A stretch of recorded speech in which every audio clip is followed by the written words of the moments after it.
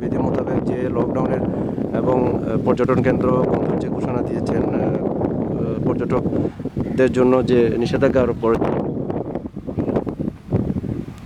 এখানে আইন শৃঙ্খলা বাহিনীর গাড়ি দেখা যাচ্ছে। আইন শৃঙ্খলা বাহিনী সজাগ এবং খুব সচেতনভাবে তাদের দায়িত্ব পালন করছেন। এখানে একটা দুইটা বক্সে এখানে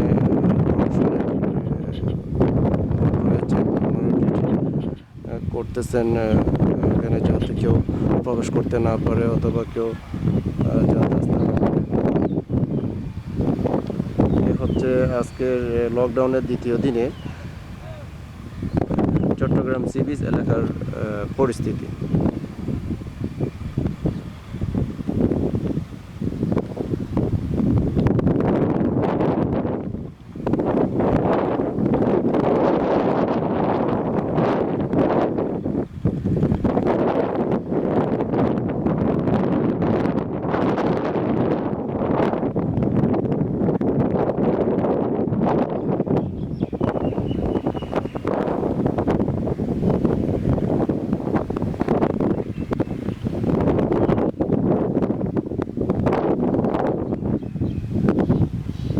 এখানে আমরা লকডাউনের আগে দেখেছি হাজার হাজার লক্ষ লক্ষ পর্যটকের মেলা।